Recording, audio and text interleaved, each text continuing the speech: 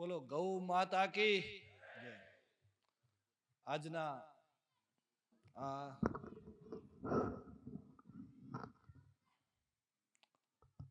ગુરુકુલના પટાંગણમાં ગૌ મહિમા ઉત્સવ જે ઉજવાઈ રહ્યો છે ત્યારે આ પ્રસંગે મંચસ્થ ગૌ મહિમાનો પાન કરાવનાર વ્યાસપીઠ અને તેમના વક્તાશ્રીના ચરણોમાં વંદન. આજના આ સમારંભના આ સત્રના અધ્યક્ષ શ્રી દેવપ્રકાશ સ્વામીજીના ચરણોમાં વંદન, તેમજ ભુજ મંદિરના ઉપમહંત શ્રી તેમજ ઉપસ્થિત સર્વે સંતગણના ચરણોમાં વંદન, ગૌ માતાના ચરણોમાં વંદન, તેમજ ઉપસ્થિત સર્વે ગૌભક્ત ભાઈઓ બહેનો સર્વેને મારા ખૂબ ખૂબ નમન. આજે જે આ ઉત્સવ ઉજવાઈ રહ્યો છે તો આપણે બધે એને માણી રહ્યા છીએ. મારાથી અગાઉ પણ અલગ અલગ વક્તા આ દિશામાં જે પોતાનું જીવનનું સમર્પણ કરીને જે અનુભવનું ભાથું હતું એ આપની વચ્ચે મૂક્યું છે. અને સાથે સાથે આપણા શાસ્ત્રોમાં અને આપણા ધર્મ સંસ્કૃતિમાં પણ જે વાત છે એ પણ આ મંચ ઉપરથી મુકાય છે. અને એક અનુભવના સ્તરે જીવન જીવવામાં જે આપણે ગૌ માતાનું જીવનનું જે આપણે લાભ મળતો હોય છે કે એનો ક્યાંક જીવનમાં ઉપયોગ કરતા આવીએ છીએ, એવા અનેક પ્રકારના જીવન ઉપયોગી વાતો અનુભવી લોકોના માધ્યમથી મુકાતી હોય છે. મારા ભાગે પણ ગાય આધારિત આર્થિક ઉપાર્જનનું મહત્વ એ વિષય માટે જે મને સોંપવામાં આવ્યો છે અને આ વિષય માટે હું છેલ્લા 20 વર્ષથી એટલે 2001થી ગાય આધારિત ખેતી કરું છું, એટલે 23 વર્ષ થયા. અને સાથે સાથે ગાયની ગૌશાળા પણ કરી અને ગૌશાળાના ગોબર ગૌમૂત્રનો ઉપયોગ કરી અને ઘરેલું સ્વાવલંબન માટે અનેક વસ્તુઓનું ઉત્પાદન જે આપણે અગાઉના જીવન વ્યવસ્થામાં હતું એ બધી જ વાતને ફરીથી આપણે કઈ રીતે જોડીએ એવા એક પ્રયોગાત્મક કે આજના સમયમાં એ જૂની વાતને કઈ રીતે પાછા જીવનમાં લાવી શકાય, તો એવા ઉત્પાદનોના નવા રૂપ આપણે ઊભા કરવા માટે રામકૃષ્ણ ટ્રસ્ટની અંદર અનુસંધાનનું કાર્ય ચાલે છે. અને જે અનુસંધાનમાં સફળતા મળે છે અને જે લાભ મળે છે કે જે ફાયદાઓ છે એની કેટલીક વાત અને એવા ઉત્પાદનો કઈ રીતે થઈ શકે એનો પ્રચાર પ્રસાર પ્રશિક્ષણ એવું કાર્ય રામકૃષ્ણ ટ્રસ્ટના માધ્યમથી છેલ્લા 15 વર્ષથી જે પ્રારંભ થયો છે, તો એને લઈને જે મારું એક અનુભવ જે મળ્યો છે, ગાયના મહત્તા હું સમજ્યો છું, એ આપની વચ્ચે મૂકવાની હું કોશિશ કરીશ. તો ગાય છે એ આપણે બધાએ જાણીએ છીએ કે એક સમય એવો હતો કે દરેકના ઘરમાં ગાય હતી. અને આ ઘરમાં ગાય શા માટે હતી એવો એક પ્રશ્ન થાય. વાડીમાં ગાય હોઈ શકે પણ ઘરમાં ગાય હતી અને દરેક ઘરમાં હતી. કોઈ પણ એવો વ્યક્તિ નહીં હોય કે જેના ઘરમાં બીજી ત્રીજી પેઢી પહેલા ગાય ન હોય. તો ગાય યાને કે એક આપણા માનવ જીવનના પરિવારમાં વણાયેલું એક પ્રાણી, એક જીવ, જેને આપણે માતા તરીકેનું સ્થાન આપી અને આપણા ઘરમાં રાખી હતી. તો એવું શું હતું એ વાત આજે યાદ કરવાનો સમય આવ્યો છે. યાદ શા માટે કરવી પડે? કારણ કે આપણે ભૂલ્યા છીએ. ગાયને આપણે માતા તરીકે વાત કરીએ છીએ, સાંભળીએ પણ છીએ, પણ જીવનમાં અપનાવતા નથી. એનું કારણ છે કે કેટલીક બાબતો આપણા વિસ્મૃતિમાં આવી છે, આપણે ભૂલી ગયા છીએ. અને એ ભૂલી ગયા એના કારણે સમાજ જીવનમાં, માનવ જીવનમાં જે સમસ્યાઓ આજે આપણે જોઈ રહ્યા છીએ એનું સમાધાન આપણને ક્યાંક એવું લાગે છે કે આજે ભૂલી ગયા છે એને યાદ કરવું પડશે. એનું મોટું જ ઉદાહરણ હમણાં આપણે બધાએ મહેસૂસ કર્યું, કોરોના. કે આવું કયો વાયરસ હતો કે જે આપણે આવડો બધો પરેશાન કરી ગયો. કેટલાક લોકો તો બિચારા ઘરથી એક નાનકડો તાવ આવે છે, જરાક શરદી ઉધરસ છે એવું કરીને હોસ્પિટલ ગયા અને ઉમાંથી પછી ઘરે જ ના આવ્યા, મોઢું જોવા પણ ન મળ્યું. એના અગ્નિદાહ દેવા માટે પરિવાર પણ ન જઈ શક્યો ને ક્યાંક પરિવારને પરમિશન પણ ન મળી. અને આવા હજારો લોકો સાથે બન્યું. અને આવી ઘટના જ્યારે થાય ત્યારે આપણે બધાને એક ચિંતા પણ થાય ને ચિંતન પણ થાય. અને એ ચિંતન જ્યારે થાય કે આવું મારા ઘરમાં કેમ થયું, એ જ રીતે આજે આપણે છાપાઓમાં ન્યૂઝમાં જોઈએ છીએ કે સતત હાર્ટ એટેક આવે છે. ઓચિંતાના સમાચાર મળે કે કાલે હમણાં કલાક પહેલા મારી સાથે વાત કરતો હતો ને અત્યારે નથી. આવા દરેક ઘરના મોભીઓ હોય કે બાળકો હોય કે કોઈને કોઈ આધાર હોય, એવા ઓચિંતાના આપણા આધાર હટી જાય ત્યારે એ પરિવારને જે શોક લાગે ત્યારે એના મનમાં પણ પ્રશ્ન ઊભો થાય કે આ થાય છે શું કામ. અને આવું જ્યારે પણ તમે શોધ કરવા નીકળો, પછી વૈજ્ઞાનિક તરીકે કે ડોક્ટર તરીકે કે કોઈ એક વ્યક્તિ તરીકે તમે શોધ કરવા નીકળશો ને તો એનું સમાધાન, પ્રશ્ન પણ સમજાશે અને એનું સમાધાન પણ તમને યાદ આવશે. કારણ કે આ થોડાક સમયની આપણી વિસ્મૃતિ છે, થોડાક સમયની આપણી ભૂલો છે. અને ઈ યાદ આવે અને ઈ શોધવા નીકળો તો એનો રસ્તો ક્યાં જાય છે? ગાય માતા પાસે. એનું સમાધાનકારી રસ્તો, એનો જવાબ છે એ ગાય છે, જવાબ છે એ પ્રકૃતિ છે. તો આ પ્રકૃતિ છે એ ગાય છે અને ગાય છે એ જ પ્રકૃતિ છે. ગાય માત્ર એક પ્રાણી નથી, ઈ એક પરિવારની માં પણ નથી, પણ ઈ એક સંસ્કૃતિ છે, એક ધર્મ છે. આખી સંસ્કૃતિનો આધાર છે, આખી પ્રકૃતિનો આધાર છે. એટલે જ એને ગાય છે ને એ પ્રકૃતિનો મૂલાધાર છે, મૂળ આધાર છે. આ ધર્મનો પણ મૂળ આધાર છે ને સંસ્કૃતિનો પણ મૂળ આધાર છે. તો પછી પરિવારનો તો આધાર હોય જ.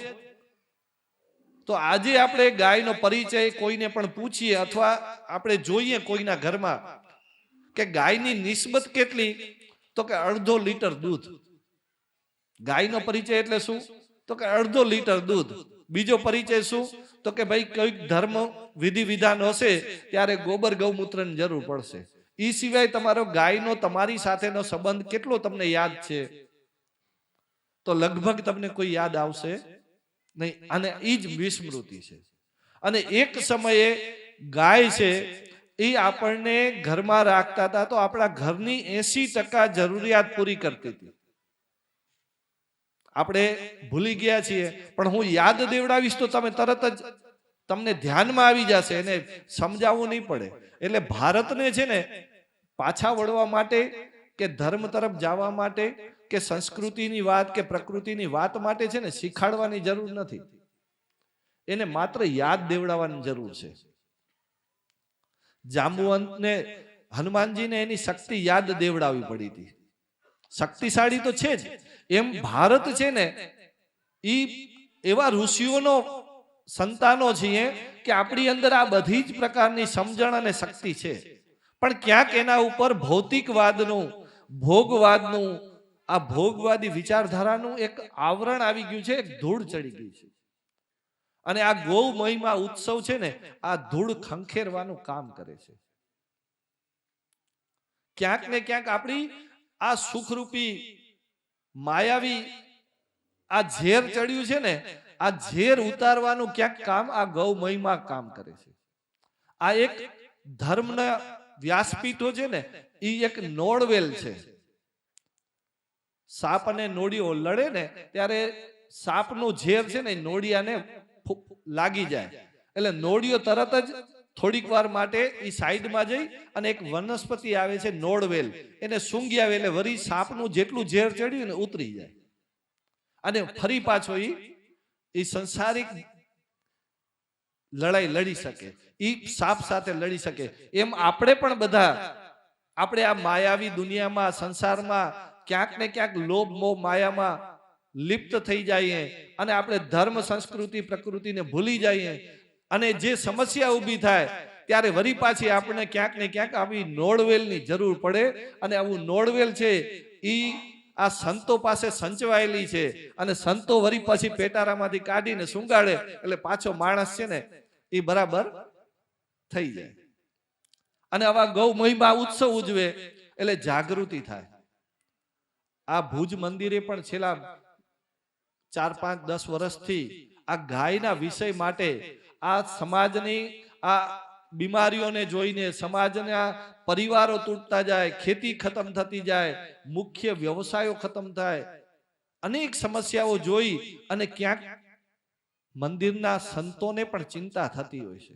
અને ચિંતાના ભાગરૂપ શું કરી શકાય, ત્યારે આ ધર્મ સંસ્કૃતિની જે વાતો છે એને વ્યવહારમાં લઈ આવી અને ક્યાંક રસ્તો બતાડવાનો પ્રયત્ન થતો હોય છે.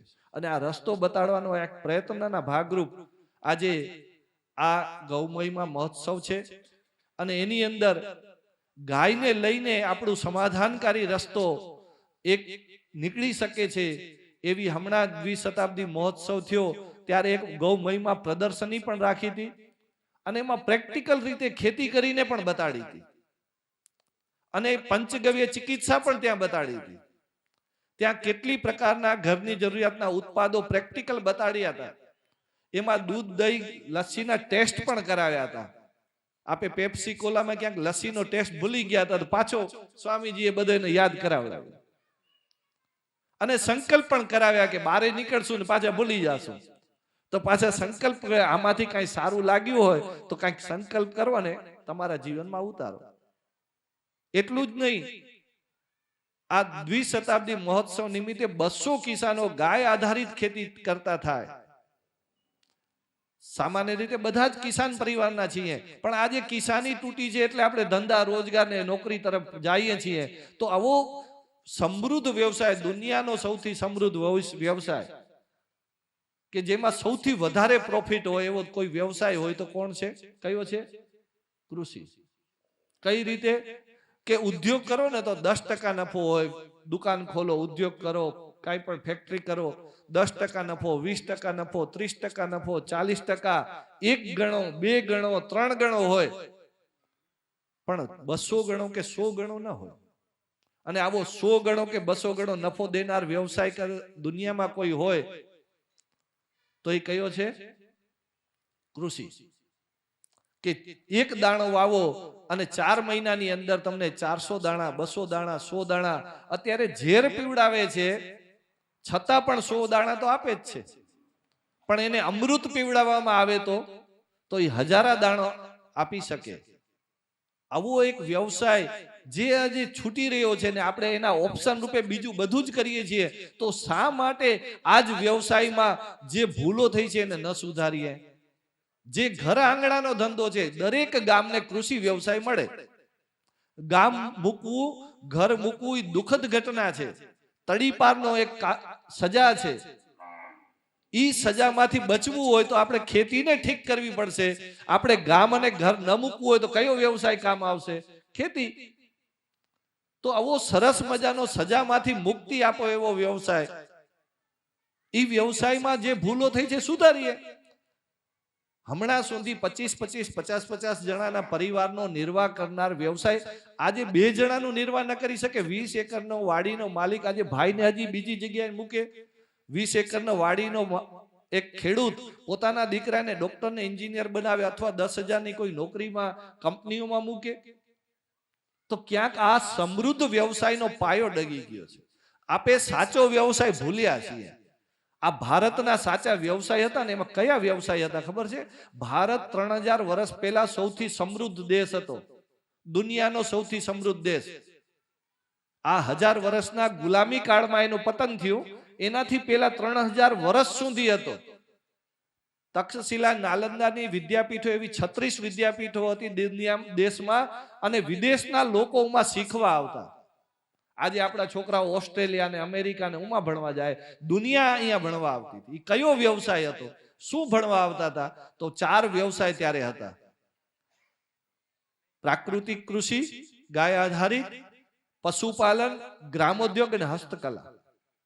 આ 4 વ્યવસાય એવા હતા કે જે દુનિયા, દેશને સમૃદ્ધ, સાચા અર્થમાં સમૃદ્ધ બનાવે. માત્ર આર્થિક દ્રષ્ટિકોણથી નહીં, પણ સર્વાંગીણ દ્રષ્ટિકોણથી સમૃદ્ધ બનાવે. આરોગ્યથી પણ બનાવે, આપણી જરૂરિયાતોની પૂર્તિ માટે પણ સમૃદ્ધ બનાવે, અને આધ્યાત્મ રીતે આ આત્માના કલ્યાણનો રસ્તો પણ એમાંથી મળે. જે વ્યવસાયમાં હજારો લોકોના જીવનનું કલ્યાણ હોય એવો વ્યવસાય હોય, હજારો જીવોનું પોષણ હોય એવો વ્યવસાય હોય ને ત્યારે ખાલી તમારું પેટ ભરાય છે કે અનાજ મળે છે એટલું નથી. તમે એક પરોપકારનું મોટું કાર્ય કરી અને કલ્યાણના રસ્તે જાઓ છો. આત્માનો પણ એક કલ્યાણનો રસ્તો છે. ખેતી માત્ર ધંધો નથી, ખેતી જીવનનો આધાર છે. ખેતી એ અમૃત છે સમગ્ર જીવ સૃષ્ટિના જીવોનું પોષણ કરવાનું. આ ખેતી છે એ આપણે એમ માનીએ હું ખેતી કરું, ખેડૂત ક્યારે ખેતી ન કરી શકે. ખેતી છે ને એ 84 લાખ જીવોના માધ્યમથી થાય છે. ખેડૂત એમાં ભાગીદારી કરી શકે. ખેડૂત એકલો ખેતી ને, મધમાખી વગર ખેતી ન થાય, અળસિયા વગર ખેતી ન થાય, બેક્ટેરિયા વગર ખેતી ન થાય, પક્ષીઓ વગર ખેતી ન થાય, વૃક્ષો વગર ખેતી ન થાય. આપણને એમ છે કે હું બધું કરું તો ભગવાન કે તથાસ્તુ તું કર. હવે યુરિયાની ગુણું ઉપાડીને થાક્યા છે, લાઈનમાં ઊભીને થાક્યા છે, ઉત્પાદન ઘટતું જાય છે, પાણી ખતમ થઈ ગયું, જમીન ખારી થઈ ગઈ, ઝેર વધી ગયું, ખેડૂત હોસ્પિટલ ભેગો થઈ ગયો. એક સમયે છે ને શહેરના લોકો બીમાર પડતા, હવે છે ને ગામડામાંના લોકો બીમાર પડે. હવે ખેડૂત વધારે બીમાર પડે કારણ કે એનો સીધો સંબંધ ઝેરથી આવી ગયો. પેલા સીધો સંબંધ શેનાથી હતી? અમૃતથી હતો. અને એ અમૃત દેનારું કોણ હતું? આ ગાય માતા હતી. ગાયના પંચગવ્ય છે એ ધરતીના 5 અમૃત છે. આ આખું જગત બન્યું છે ઈ આ પંચ તત્વથી જગત બન્યું છે. અને આ પંચ તત્વથી બનેલું જગત જ્યારે પણ ઝેર એમાં આવી જાય તો એને શુદ્ધિકરણ કોઈ કરી શકે તો ગાયના પંચગવ્ય કરી શકે. ધરતી તત્વ વિશુદ્ધ થયું હોય ને તો એ ગોબરથી શુદ્ધ થાય, તેજ તત્વ વિશુદ્ધ થયું તો ઘીથી થાય, જલ તત્વ છે એ ગૌમૂત્ર, આકાશ તત્વ ઘીથી અને વાયુ તત્વ દૂધથી. આમ ગાયના પંચગવ્ય નથી, ધરતીના 5 અમૃત છે. અને આ 84 લાખ જીવ છે એમાં સૌથી મહત્વનો જીવ કદાચ માણસ છે, પણ સૌથી પવિત્ર જીવ કોણ છે? ગાય માતા છે. એનું પ્રમાણ છે આપણા શાસ્ત્રોમાં કીધું છે અને આપણે કરીએ પણ છીએ, એને જાણીએ પણ આપણે માનતા નથી. દુનિયામાં બધા જ જીવોના મળમૂત્રનું સેવન ન કરી શકાય. માત્ર ને માત્ર આપણે ગાય માતાના મળમૂત્રનું સેવન કર્યું. શા માટે? કે ગાય જ એટલી પવિત્ર છે કે એના મળમૂત્ર પણ પવિત્ર છે. બાકી કોઈ જીવ પવિત્ર નથી. ઈ અમૃત છે. ઈ ધરતીમાં જ્યારે રસકસ ખતમ થયા ને ત્યારે આપણા શાસ્ત્રોમાં કથા છે, ત્યારે દેવતાઓએ ભગવાન પાસે પ્રાર્થના કરી કે આ હવે ધરતીમાં કઈ ઉગતું નથી, આ ધરતી બંજર થઈ છે તો જીવન નિર્વાહ કેમ કરવો? ત્યારે ભગવાને પ્રસન્ન થઈને ગાય માતાનું અવતરણ કરાવ્યું અને આ ધરતી ઝેરીલી થઈ ને એ પાછી નંદન વન બની ગઈ. આ કરોડો ને ખરબો વર્ષના જીવનકાળમાં આવા અનેક વખત માનવના સારું કરવાના પ્રયાસમાં ગલતીઓ થઈને આ ઝેર સાથેની નિસ્બત અનેક વખત ઊભી થઈ છે. અનેક વખત આ ધરતીને ક્યાંક બંજર બની છે. અને આવું જ્યારે થાય છે ત્યારે પાછું વળવા માટે આપણને આ ગાય માતા જ કામ આવે છે. અને આપણા બધા કચ્છવાળાનું તો સદભાગ્ય છે કે કદાચ ભારતમાં સૌથી વધારે દેશી ગૌવંશ ધરાવતો જિલ્લો હશે તો કદાચ કચ્છ છે. એટલે આપણે એનું સાનિધ્ય મળ્યું છે, અમૃતના સાનિધ્યમાં છીએ. તો આપણે તો સીધું એમનો ઉપકાર છે આપણા ઉપર. અને દુનિયાનો કયો એવો વ્યક્તિ હશે કે જેને ગાય માતાનું દૂધ ન પીધું હોય? જેને નાતે કયો એવો વ્યક્તિ હશે કે જે ગાયનો ઋણી ન હોય? જેમ માનું ઋણ હોય છે ને એમ ગાયનું દૂધ પીધું તો આપણે ગાયના પણ ઋણી છીએ. ખાલી માં કહીને છૂટી ન જઈએ, માં તરીકે એને સ્થાન આપીએ, એને સન્માન આપીએ. ખાલી એને ચારો નહીં, એને યોગ્ય સન્માન આપીએ. અને સન્માન હોય એ આપણા સાથેનું હોય, ઘરમાં હોય. એ સાચું ઋણ ત્યારે ઉતરે. આપણે સારું કરવામાં, સુખની સુવિધાઓમાં ક્યાંક આપણે રસ્તો ભૂલ્યા હતા, કાંઈ વાંધો નહીં.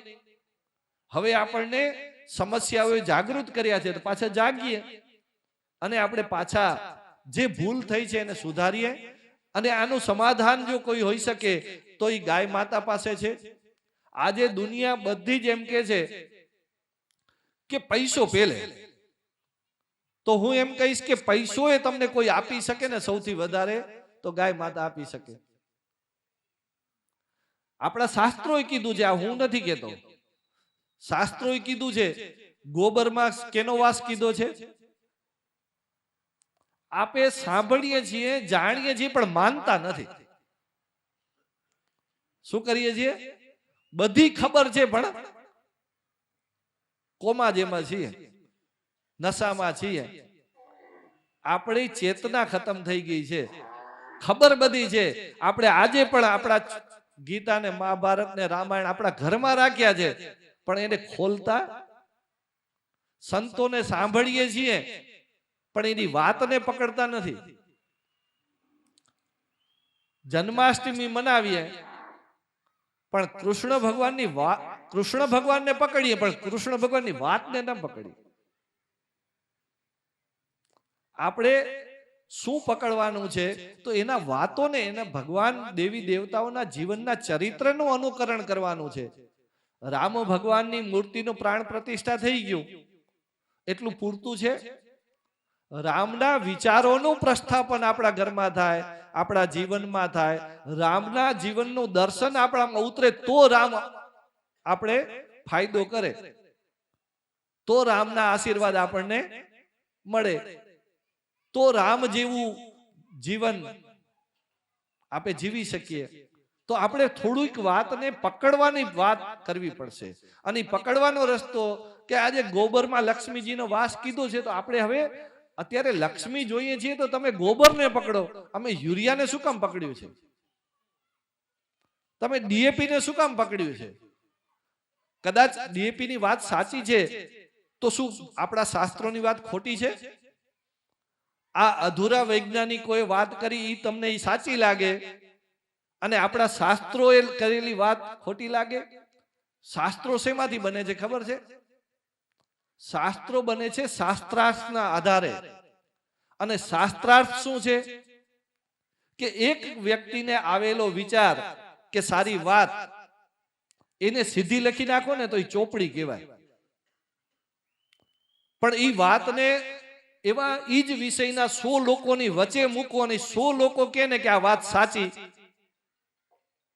ઈ 100 પ્રશ્ન પૂછે 100 લોકો, ઈ પ્રશ્નનો તમે જવાબ દઈ દો અને ઈ વાત જો તમારી ટકે અને ઈ લખાય, એનું નામ શાસ્ત્ર.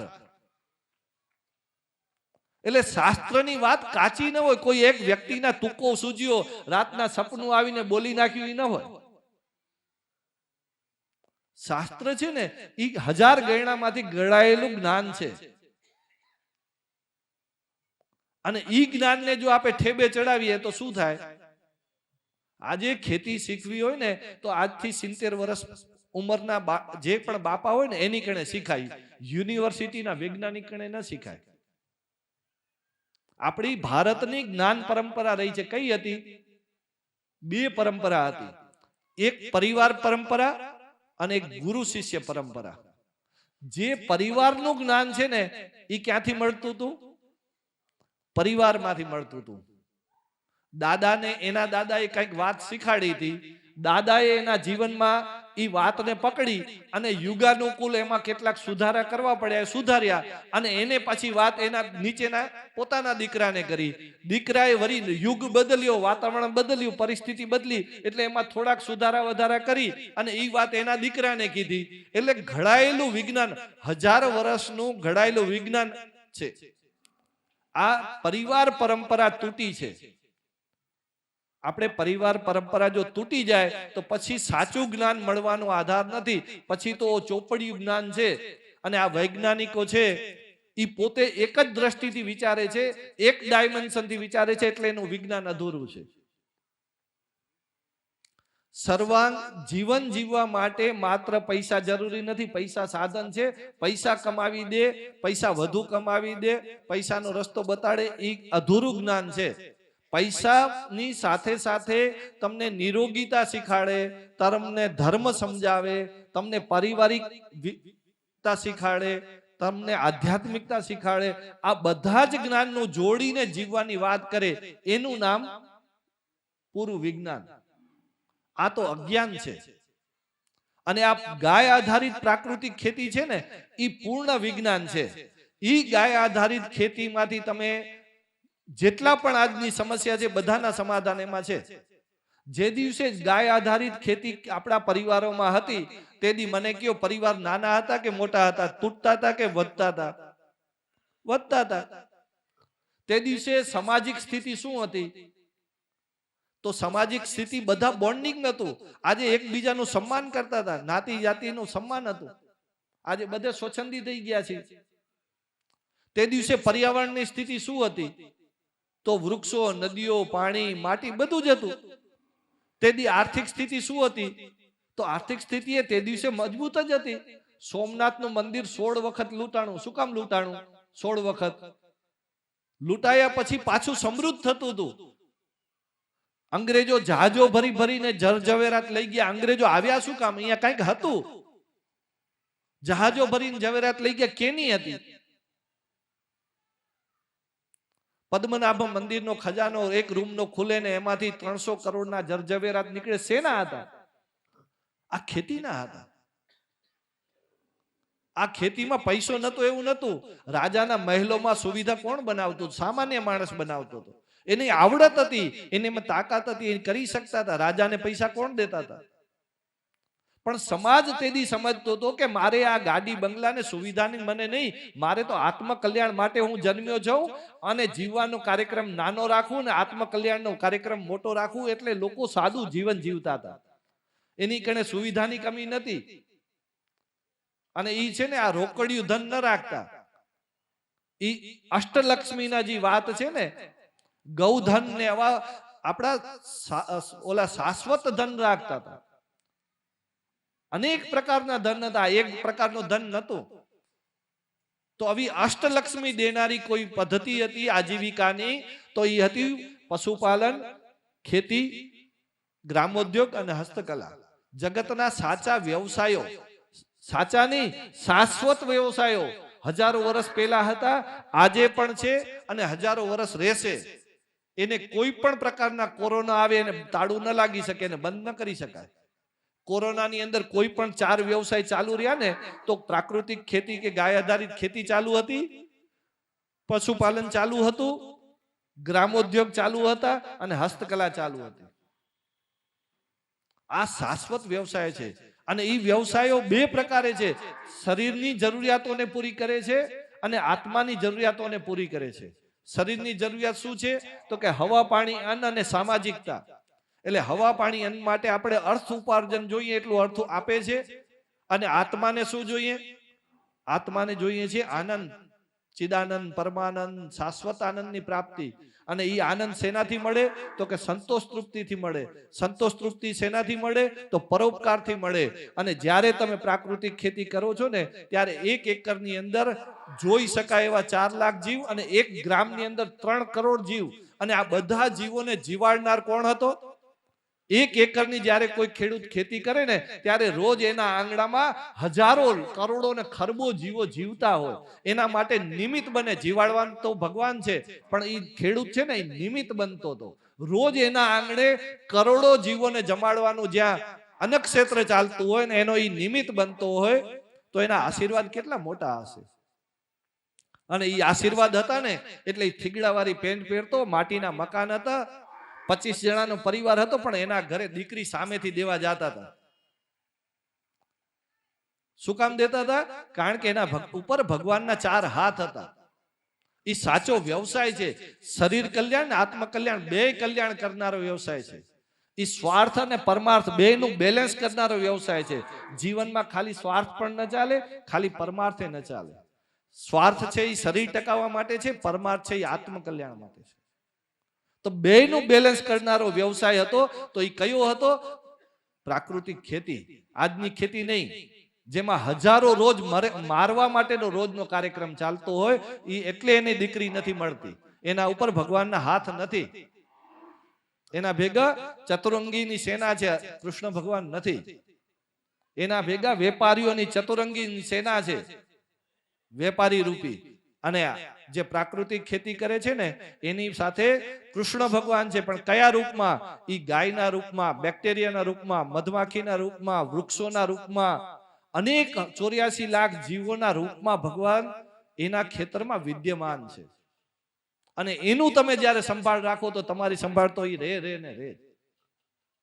તો આ પ્રકારની આ વ્યવસાય, એ જ રીતે પશુપાલન, કે જ્યારે તમે પશુપાલન કરો છો ત્યારે અનેક જીવોને તમે જીવાડો છો, રોજ નિમિત્ત બનો છો, તમારો પણ પેટ ભરાય છે અને જીવોને જીવાડો છો એટલે પરમાર્થ પણ થાય છે, સ્વાર્થ ને પરમાર્થ બે પોસાય છે.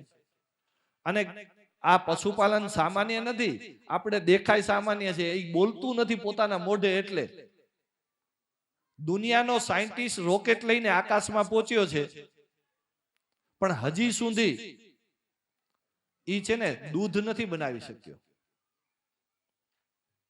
દુનિયાનો સાયન્ટિસ્ટ આકાશમાં પહોંચી ગયો, ગમે એટલા અનુસંધાન કર્યા, એક પણ સાયન્ટિસ્ટ હજી દૂધ નથી બનાવી શક્યો. અને કઈ રીતે? સાવ સહજ રીતે. તમે ગમે તે ખવડાવો, તમે લીલો કચરો ખવડાવો, સૂકો કચરો ખવડાવો, ખાંડદાણ ખવડાવો, એઠવાડ ખવડાવો, તમે ગમે તે ખવડાવો, બને છે શું? કયો માણસ બનાવી શકશે? મને બતાડો. 6 કલાકની અંદર તમે ગમે તે ખવડાવો અને દૂધ બની જાય, અમૃત બની જાય. આ અમૃત દેનારું પ્રાણી કે જીવ કે ગાય એ સામાન્ય કેમ હોઈ શકે? એ રોડ ઉપર કેમ હોઈ શકે? કારણ કે એ બોલતું નથી. આપણે એના વતી એના મૂત્રમાં શું છે, એના દૂધમાં શું છે, એના ગોબરમાં શું છે, એના ગુણ ગાવાનું ભૂલી ગયા. શાસ્ત્રોએ તો ગાયા છે, પણ એને ખોલતા નથી. એને ખાલી ધૂપબત્તી કરીએ. તો શાસ્ત્રોએ જે કીધું છે, વેદો છે ને, એ માર્ગદર્શન છે, જીવનના વ્યવહારિક વિજ્ઞાન છે વેદોમાં, પણ વેદોનું પઠન છે નહીં. તો આપણે આજે જે પણ સમસ્યાનું સમાધાન તમે ગોતવા માંગતા હો, સુખી થવા માંગતા હો, મુક્ત થવા માંગતા હો, જે પણ કરવા માંગતા હો, તો એ ભારત પાસે તાળાની ચાવી છે ને, એ આપણા શાસ્ત્રોમાં છે અને એ આપણા ઋષિ મુનિઓનું દેન છે. અને એટલે જ કદાચ આપણે આજે આ ઋષિ મુનિઓને એટલો આદર કરીએ છીએ કે કૃતજ્ઞતાથી કે આજે ભગવું વસ્ત્ર દેખાઈને નમન કરી દઈએ છીએ. અંદર કોણ છે નથી જોતા, આપણે ભગવા વસ્ત્રને નમન કરીએ છીએ, કારણ કે ઋષિ મુનિઓનું દેન છે. ઋષિ મુનિઓનું ઋણ ઉતરી શકે એમ જ નથી. કેટલે જન્મ સુધી આપણે પગે કરશું, સંતોને આપણે ગમે એટલા પગે લાગશું તો એ ઋણ ઉતરશે નહીં, કારણ કે એને દીધું છે, આપણા જીવનનો મોક્ષનો રસ્તો બતાડ્યો છે. તો આ ગાય છે, એને આપણે સમજવાની છે. તો એ આપણે સમજીએ. ગાયનો પરિચય શું છે હું તમને કહું તો, ગાય ઘરમાં શું કામ રાખતા હતા? તો ગાય છે ને ઘરની અંદર થાળીનો જીવનનો આધાર શું? ભોજન. તો ભોજનનો અડધો હિસ્સો શું હતું મને કયો? દૂધ, ઘી, માખણ અને છાશ હતું. અડધા હિસ્સામાં શું હતું? રોટલી, શાક અને ખીચડી હતા. આ રોટલી, શાક અને ખીચડી ક્યાંથી આવતા હતા? ખેતરમાંથી. ખેતરની અંદર ખેતી કરવા માટે કોષ શેનાથી ચાલતો? બળદથી. ખેડ કેનાથી થતી? વાવણી કેનાથી થતી? નિંદાઈ કેનાથી થતી? ખાતર શું હતું? ગોબર અને પ્રાકૃતિક વેસ્ટ, પ્રકૃતિએ બનાવેલો દરેક કચરો અને ગોબર એ મિલાવીને જગતનું ઉત્તમ ખાતર આપણે બનાવતા હતા. દવા તરીકે શું હતું? દૂધનો છંટકાવ. જે વેલજીભાઈ કીધું ને, દૂધને ગોળ છાંટી તો જુઓ, જીવાતે જશે ને પોષણે મળશે. ગૌમૂત્ર છાંટો તો ખરા, જીવાતે જશે ને પોષણે મળશે. રાખ છાંટો, ગોબરની ઉબલાની રાખ, એનો છંટકાવ કરતા, એનાથી પોટાશ પણ મળે અને જીવાતો પણ જાય. એને ગૌમૂત્ર, દૂધ અને છાશ, છાશનો છંટકાવ કરો, જમીન પણ સુધરે અને જીવાતો પણ જાય. તો આ ચાર જે ખાતર અને દવા કોઈ આપતું હતું, તો દૂધ, છાશ, ગૌમૂત્ર અને ગોબર, આ કોણ આપતું હતું? પરિવહન, મજૂરને લઈ જવાનો સામાન હેરફેર શેનાથી થતો હતો? મજૂર. આપણે ઘરેથી જવા આવવાનો શેનાથી થતું હતું? તો આ બધામાં ગાયનો ભૂમિકા હતી. તો ખેતીનો 80% કામ ગાય કરતી, ગૌવંશ કરતો હતો.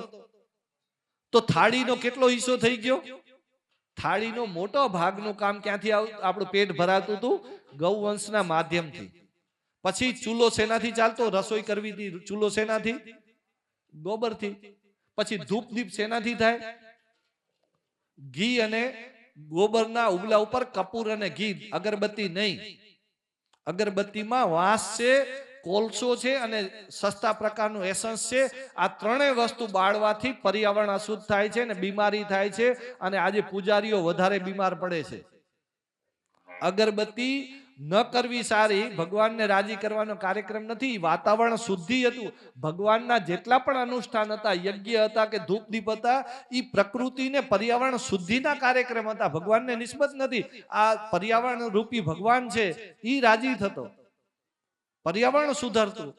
તો અગરબત્તી નહીં, ધૂપબત્તી થતી. ગોબર ઉપર કપૂર અને ઘી નાખતા અને એનો ધૂપ દીપ કરતા. બીજું, એનું સૌંદર્ય પ્રસાધન હળદર અને માખણ મિલાવીને પીઠી બનાવતા.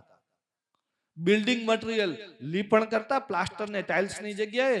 અને એને બીજું કે ચોડાઈની અંદર ગોબર અને સિમેન્ટ, ગોબર અને માટી મિલાવી અને પથ્થરની ચોડાઈ કરતા. પ્લાસ્ટર એ જ હતું, ફ્લોર પણ એનો હતો ને. આજે આપણે ટાઇલ્સો વાપરી છે, શું છે?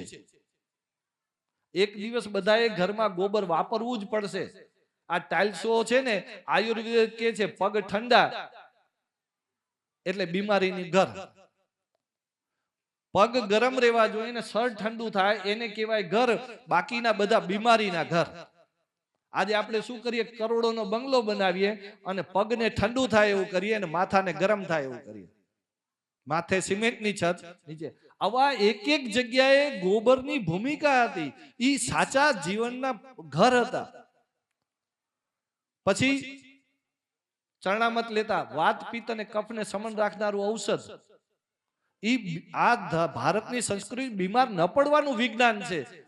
આપણે બીમાર પડ્યા પછીની, રાંડ્યા પછીનું ડાપણ છે. બીમાર ઉપર દવા કરવી એ રાંડ્યા પછીનું ડાપણ છે. પીડા પણ થાય, શરીરને ડેમેજ પણ થાય ને પૈસા પણ જાય, પણ બીમાર ન પડીએ તો ઈ વિજ્ઞાન ભારત પાસે ઘણું છે. કેમ ખાવું, શું ખાવું ને શું ન ખાવું, કેમ બેસવું, કેમ ઉઠવું, કેમ સૂવું, કેમ રહેવું, કેમ જીવવું, આ માનસિક સ્થિતિ કેમ સારી, આ બધા જ વિજ્ઞાન છે. એ બીમાર ન પડવાના છે.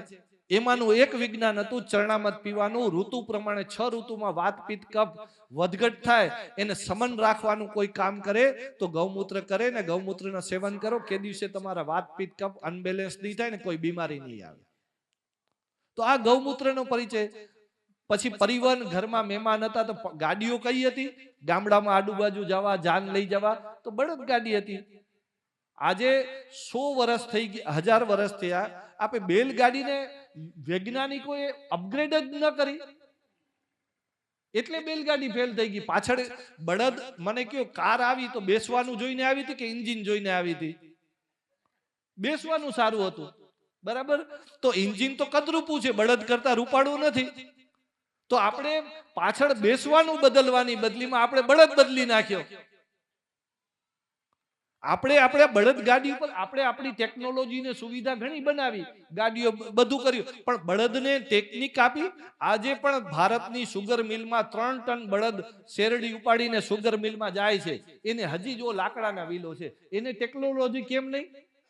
એ 10 ટન વજન ઉપાડી શકે. એનામાં વિજ્ઞાન જોડ્યું હોત તો બળદ આજે આપણે રોડ ઉપર ન ફરતા. તો આ રીતે ખાતર, દવા, આપણા ઘરનું, મને કયો, મેં હમણાં તમને લિસ્ટ બનાવ્યું તો ઘરની જરૂરિયાતો બધી કેનાથી પૂરી થઈ? ગાયથી થઈ. આપણે એ બધું ભૂલી ગયા ને માત્ર પરિચય શું રાખ્યો? ઓ ડેરી વાળાએ શીખાડ્યું, દૂધનો પરિચય એક રાખ્યો. એ ભેળસેડ્યું. પડોશમાંથી નહીં લઈએ, થેલીનું લેશું, કારણ કે માર્કેટિંગ વાળું વાસી થઈને આવશે, એમાંથી સાચું ફેટ નીકળી જશે, ડુપ્લિકેટ ફેટ નાખીને ગોલ્ડ લખાશે. એનું ટેસ્ટ કોમન રાખવા માટે કેમિકલ રહે, એ બગડી ન જાય એના માટે કેમિકલ નાખે. એટલે દૂધ નહીં, એને દૂધમાંથી દૂધનું તો વતેસર કરી નાખે અને એ દૂધના આપણે ડબલ રૂપિયા દઈએ. અને આપણા ઘરની બાજુમાં પાણી નાખે, એમાં વાંધો પડે. પાણી છે ને એ શરીરને નુકસાન નહીં કરે, કેમિકલ નુકસાન કરશે. એટલે પાણી વાળું મળે ને તો પાણી વાળું પણ તમે દૂધ લેજો, પડોશી પાસેથી લેજો. પણ આપે એક એક વાતને સમજશું તો. હવે આ બધી વાત મેં કરી તો ઘરનું સ્વાવલંબન આપણે આજના યુગમાં તમને કહીએ તો કે હવે ચૂલા કોણ ચલાવશે? હવે આવું ચરણામત કોણ પીએ? હવે આ બેલગાડીઓ થોડી ચલાવશે? તો અમે આના ઉપર છેલ્લા 10 વર્ષમાં અનુસંધાન કર્યું છે કે જૂની વાતને પકડવી છે, પણ એનું રૂપ નવું દેવું પડશે, નકા નહીં હાલે. નવું રૂપ શું દીધું? ચૂલા હતા ને એની બદલીમાં બાયોગેસ, જે હમણાં તમે મંદિરમાં જોઈ આવ્યા, ચૂલા શેના જ ચાલે છે? ગોબર પણ બચી ગયું અને ગેસ મળી ગયો. ચૂલા પાછા આપણે સગવડવાળા થઈ ગયા, તો ગાયનું જોડાઈ ગઈ અને ગોબર મળી ગયું, સારું ખાતર બની ગયું. પછી ધૂપ દીપની અંદર ધૂપ બત્તી બનાવી દીધી. આપણી આદત થઈ ગઈ છે કે અગરબત્તી, તો ગોબરમાંથી અગરબત્તી, પણ એ ધૂપ બત્તી બનાવી. ઓ હવે છાણા ઉપર કપૂર ઘીર કોણ નાખશે ને ધૂપેડા કાઢશે ને દેવતા ક્યાંથી કાઢવો? તો ધૂપ બત્તી બનાવી દીધી. હવે ઓલું સિમેન્ટ ને ફ્લોર કોણ કરશે? તો મેઘજીભાઈ ને બધે મતીએ આ ગોબરનું રેડીમેડ લીપણ બનાવીને તમને રેડી દેશું, તો તમે હમણાં મનસો લીપવા, એને કલર પેકિંગમાં દેશું. તો પછી વૈદિક સિમેન્ટ બનાવી દીધો. તો ગોબર ચૂનો માટી કરી અને અમે અત્યારે વૈદિક સિમેન્ટ બનાવીએ છીએ. મારે ત્યાં હમણાં ગુરુકુળનું બાંધકામ કર્યું, વગર સિમેન્ટે કર્યું. જે મેં સમજ્યો હતો એને વિજ્ઞાન સાથે જોડી અને જૂની વાતને નવું રૂપ આપીને વગર સિમેન્ટે આખું ગુરુકુળ બનાવ્યું. થઈ શકે, પ્રયત્ન કરવો પડશે. ચરણામત આમ નથી લેતા, તો હવે અર્ક બનાવી દીધો, ડિસ્ટિલેશન કરીને હાઇજેનિક કરી દીધો, બગડે નહીં. અર્ક પંચગવ્ય સાબુ શેમ્પુ દંતમાં નાવા માટે પેલા શેનાથી નાતા? તો ગોબર ગૌમૂત્ર થી નાતા, ચણાનો લોટ થી નાતા, દહીં થી નાતા. તો એ પાછું એનામાંથી પંચગવ્ય સાબુ શેમ્પુ દંતમંજન બનાવી દીધા. બેલગાડીને અમે આધુનિક બેલગાડી 4 વ્હીલ વાળી બનાવી દીધી, પતરાની, લાઇટ વેટ અને સરસ મજાની સોફા વાળી. શિશુ રથ બનાવ્યો, રિક્ષા 12 સીટર રિક્ષા બનાવી, ખેડૂત માટેનો કિસાન રથ બનાવ્યો, શાહી રથ બનાવ્યો વરઘોડા માટેનો. આપણે કરવું પડે. તો આ અનુસંધાન અમે કર્યું. હવે એને લોકોની વચ્ચે લઈ જવું છે અને ગોબરમાં લક્ષ્મીજીનો વાસ કહીએ છીએ, તો એ અમે સાબિત કરી દીધો કે ગોબરમાં લક્ષ્મીજીનો વાસ છે. હવે એને માર્કેટિંગ કેમ કરવું, એને લઈ કેમ જવું, એ સમાજ પોતે કરશે. એનું એક નાનકડું ઉદાહરણ, આ અહીંયા એક એન્ટી રેડિયેશન ચીપ બનાવી. અહીંયા આ ગોબર દેખાય છે ને, આ એન્ટી રેડિયેશન ચીપ છે, મારું પેટન્ટ છે કે આ કોઈ પણ પ્રકારના રેડિયેશનને રોકે છે અને એનર્જી આપે છે. ઘરની અંદર ગોબર હતું ને, એ એનર્જી પણ આપતું હતું અને રેડિયેશન કંટ્રોલ કરતું હતું. ઘરના આંગણામાં લીપણો અત્યારે પણ અહીંયા સકારાત્મક ઉર્જા વધે છે. માપવાનું મેજરમેન્ટ આવે છે, આભા મંડળનું મેજર કરવાનું. તો હવે સાયન્સમાં બધું મપાય છે. અને આ રેડિયેશન ચીપ 1 ગ્રામની છે ને 10 રૂપિયામાં વેચીએ છીએ, કેટલાક 20 રૂપિયા, કેટલાક 30 રૂપિયા. એક ગાય એક દિવસમાં કેટલું ગોબર આપે? 10 કિલો ગોબર આપે. એક પોદરો કે 2 પોદરા ગણો તો હાલો, તો 10 કિલો એટલે કેટલા ગ્રામ થયા? 10,000 ગ્રામ. 10,000 ગ્રામ ગુણ્યા 10 કરો તો કેટલા રૂપિયાનું ગોબર થયું? 1 લાખ રૂપિયાનું થયું. હું વેચતો નથી એટલે નથી મળતા, હું કાલે કંપની ખોલીને વેચું તો હમણાં મને મળે. આ આપણા શાસ્ત્રો કીધું છે, એ સાબિત કરવાની ફરજ આપણી છે. અને આ શાસ્ત્રોએ કીધું છે તો છે, એ અતૂટ શ્રદ્ધાથી આપણે એ શાસ્ત્રોનું આપણે પાલન કરી શકીએ. એ શ્રદ્ધા ઊભી થાય તો શાસ્ત્રોમાંથી આપણે રસ્તો મળે. પણ શાસ્ત્રોમાં શ્રદ્ધા ન હોય તો શું થાય? તો ગોબરમાં લક્ષ્મીજીનો વાસ છે. એમાં તોરણ, દીવડા, રાખડી, ઘડિયાળ, અનેક પ્રકારની ગોબરની વસ્તુઓ બનાવે. જે બધી પ્લાસ્ટિકમાંથી બનતી હતી, જે ચાઇનાથી આવતી હતી, તહેવારોના દિવસોમાં દીવડા આવતા હતા, ઓલા સિરીઝો આવતી હતી, એની સમાજને જગાડી અને ગોબરના દીવડા ઉપર આવ્યા. તો આપણે બીજા લોકો ખોટું કરે છે એને કરતા આપણે આપણી સચ્ચાઈની વાત નથી કરતા, એ સમસ્યા છે. બીજા લોકો ખોટા છે એ નથી, સજ્જન શક્તિ નિષ્ક્રિય છે એ સમસ્યા છે. દુર્જનોનો સમસ્યા નથી. સજ્જન શક્તિ શું કરે છે? તો સજ્જન શક્તિએ જાગવું પડશે અને ગાયના જેવા વૃક્ષોનો પરિચય, પાણીનો પરિચય, હવાનો પરિચય આ આપણે આપવો પડશે. નકા પછી હવા કેદીક વેચાતી લેવી પડશે ને, બજારમાં મળશે નહીં સમજીએ તો. એક વૃક્ષ સામાન્ય નથી, એક વૃક્ષ છે સંત છે. એ લે છે થોડું, આપે છે ઘણું. 1 લોટો પાણી આપીએ છીએ અને એ હવાને ઠંડી કરે છે, ગ્લોબલ વોર્મિંગને અટકાવે છે, કેટલાય જીવોને રહેવા આપે છે, કેટલાય જીવોને ખાવા આપે છે, કેટલાય આપણા જેવા માણસોને મૃત થયા પછી એના લાકડામાંથી ફર્નિચર આપે છે. અને કેટલીય હવામાંથી કાર્બન ડાયોક્સાઇડ શોષીને ઈ ઓક્સિજન આપે છે, અને ઓક્સિજનની કિંમત આપણે કોરોનામાં ખબર પડી ગઈ છે, બરાબર. તો આ રીતે એક એક આવા વૃક્ષો હોય. મને કે 2 મિનિટ ન ચાલે એવી આપણી શું, તો 2 મિનિટ ન ચાલે એવો જીવનનો આધાર કયો? હવા. કોઈ પણ વ્યક્તિને બોલાવો અને અડધો કલાક હવા ઉપર બોલે, જેના વગર મને 2 મિનિટ નથી ચાલતું એના વિશે મારું નોલેજ 0 છે. પાણી વગર મને 2 દિવસ ન ચાલે, પાણી વિશે કોઈને પૂછો કલાક બોલો. તમે એને પૂછો કે ચપ્પલ વિશે બોલો ને, કપડા વિશે બોલો ને, મોબાઈલ વિશે 10-10 કલાક બોલશે. પડોશી વિશે બોલો ને, મોદીજી શું કરે છે ને, આપણે શું કરીએ છીએ, આપણની જીવનનો આધાર શું છે પેલા ઈ ઠીક કરીએ, પછી દુનિયાનું કરવું એ ખોટી વાત નથી, પણ આધારની વાત ભૂલી જઈએ કે મારો આધાર ગાય છે, મારા આધાર વૃક્ષ છે, મારો આધાર ધરતી માતા છે, મારો આધાર ગાય માતા છે, એને ભૂલી જાશું તો એના વિશેનું જ્ઞાન આજે ગતિથી આપણે સમાજને આવશ્યક છે, અને એ આપણા શાસ્ત્રોમાં છે. એને આપણે બધાએ સાથે મળીને આપણે લેવું જોઈએ, અને એ શાસ્ત્રોક્ત જ્ઞાનને વ્યવહારિક કરવા માટે ખાલી ગાય માતાની જય બોલવાથી નહીં ચાલે, ભારત માતાની જય બોલવાથી નહીં ચાલે, ધરતી માતાની જય બોલવાથી નહીં ચાલે, સ્વામિનારાયણ ભગવાનની જય બોલવાથી નહીં ચાલે. આપણે એના માટે કામ કરવું પડશે, આપણે એના માટે જીવવું પડશે. મોડેલ આપો. જે માને છે એની ફરજ છે, જે નથી બોલતા એની ફરજ નથી. જે બોલતા હોય એને સાબિત કરવાનું છે. હું ગાય માતાની જય બોલું તો મારી ફરજ છે કે ગાય જય શું કામ એ મારે સાબિત કરવું જોઈએ, નકા બોલવું ન જોઈએ. ભારત માતાની જય શું કામ એ હું જો સમજુ નહીં તો મારે જય ખાલી જય જયકાર કરવાનો શું મતલબ? તો ભારત શું છે, આપણે ભારતના સંતાન છીએ, આપણે શું છીએ, આ ગાય શું છે, આવી વાતો આપણને સમજવાનો આ સમય આવ્યો છે. નહીતર આપણે આપણા જમીન નીચેની ધરતી નીકળતી જાય છે. આપણે એમ છીએ કે આપણે 10-100 વર્ષની પ્રોપર્ટીઓ ભેગી કરીએ છીએ, ગાડી બંગલા ને સુવિધાઓના અંબાર લગાવીએ છીએ, પણ આપણે જ આવતા 40 વર્ષ પછી હસવું નહીં ને બીજી જનરેશન પણ નહીં હોય. આ ગંભીર મુદ્દો છે.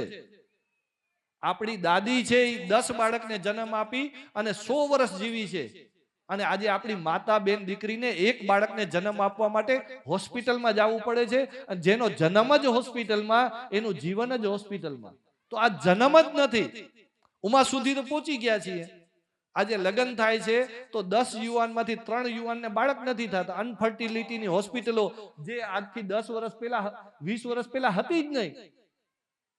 મોટા સિટીમાં 10-12 વર્ષ પહેલા ચાલુ થઈ. આજે એક ડિસ્ટ્રિક્ટ પ્લેસ ઉપર ફર્ટિલિટી હોસ્પિટલ આવી ગઈ. જન્મ લેવા માટે માતા બહેનોને દવાઈઓ ખાવી પડે, ઇન્જેક્શનો લેવા પડે, અને 25 લાખ રૂપિયા ખર્ચવા પડે. ઉમા સુધી પહોંચી ગયા છીએ આપણે. હવે બહુ બાકી નથી. એટલે બહુ ગતિથી આ વાતને આપણે સમજવી પડશે. આપણા અસ્તિત્વનો સવાલ છે. ગાડી હશે, બંગલા હશે, રોકેટો હશે, ને બધું જ હશે. ચાંદ ઉપર જવાના રસ્તા હશે, પણ જવા વાળું નહીં હોય તો?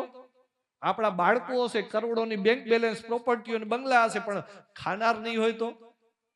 આનો વિચાર આપણે કરવા માટે જ્યારે કરીએ છીએ તો આપણે ખ્યાલ આવે છે કે ક્યાંક ભૂલ થઈ છે, અને ભૂલમાંથી આપણે પાછા વળવા માટે ગાય માતા, વૃક્ષો, પશુ પક્ષી, સમગ્ર પ્રકૃતિને આપણે પૂજવી પડશે.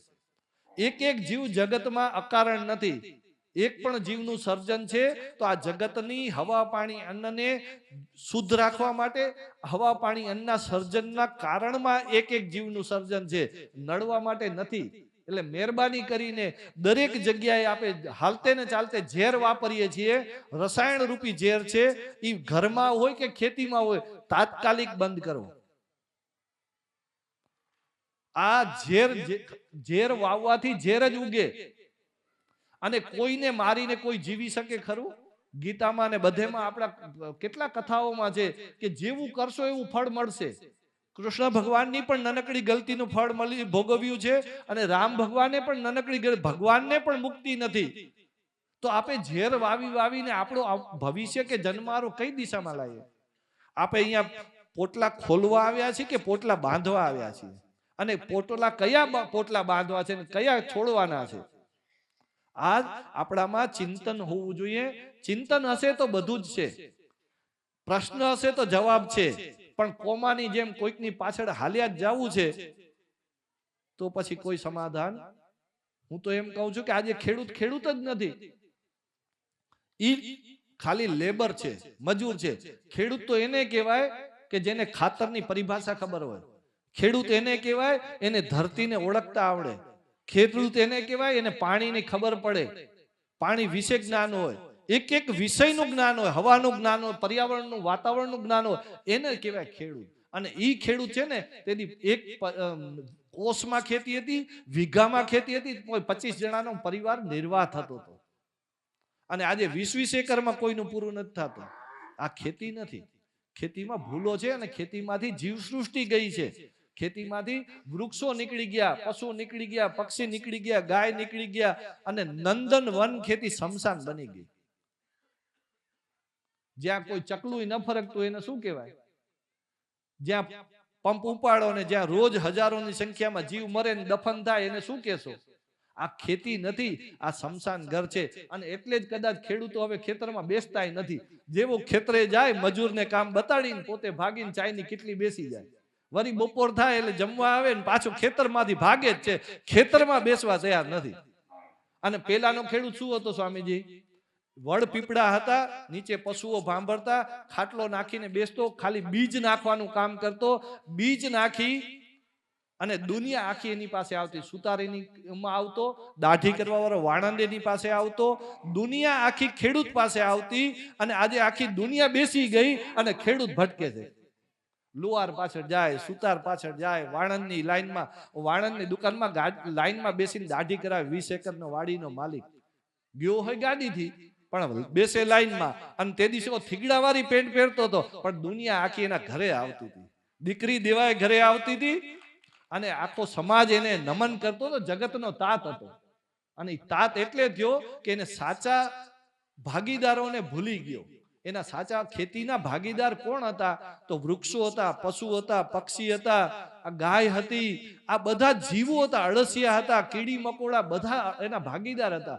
એક ભૂલથી હળ હાલતે હાલતે ક્યાંક સાપ મરી જાય ને તો એનું પણ એક ડેરું બનાવીને ખેતરપાળ તરીકે એને યાદ કરતો અને હળ હલાવતા પહેલા પ્રાર્થના કરતો, રામ કી ચીડિયા રામ કા ખેત, ખાલો ચીડિયા ભરભર પેટ. આ બધાને બોલાવવા આવો, ભેગા થઈને ખાશું, ભેગા થઈને વાવશું, ભેગા થઈને કરશું. અને ખરું નીકળતું તો સુતાર, લુહાર, કુંભાર, દરજી, વાણંદને બોલાવતો. અને ઈ પણ એમ કે અમે એમને એમ ન લઈએ, તમારું કામ કરશું. અને ઘરે જાય ત્યારે કીડીને કીડિયારું, પક્ષીને ચણ, કૂતરાને રોટલી, મહેમાન ભૂખ્યો ન થાય એવી રીતે ઈ દેતો અને કોઠારમાં નાખતો. અને પછી 10 દુકાળ પડે ને તો કોઠારમાંથી ન નીકળે એવું ન બને. અને આજે ક્યાં આવી ગયા? ડબલા સિસ્ટમ. કોઠારમાંથી ડબલામાં. કારણ કે મનોજભાઈ નાખ્યું તો કેટલું હોય? તે દી તો રામ મોલ હતો, રામ કોઠાર ભરતો હતો એટલે ખૂટતો નતો. આજે શામજીભાઈ ને કાનજીભાઈ ની ખેતી થઈ ગઈ ને એટલે એ ડબલામાં નાખે છે કેટલું એને ખબર છે, ખૂટવાનું જ છે. આજે સાધુ સંતો ભંડારા કરે તો કોઈ ગણતરી કરી ન કરે કે આટલા જ લોકો આવજો ને આટલી જ રસોઈ બનાવશું. ઈ ખાલી માથે કપડું પાથરીને ભગવાનને પ્રાર્થના કરી દે કે આ બધું તારું છે ને તારે પૂરું કરવાનું છે તો થઈ જાય. ભગવાનને આગળ રાખીને જીવવાની વાત હતી. આજે ભગવાનને પાછળ રાખીને આપણે આગળ થયા છીએ, એ તકલીફ છે.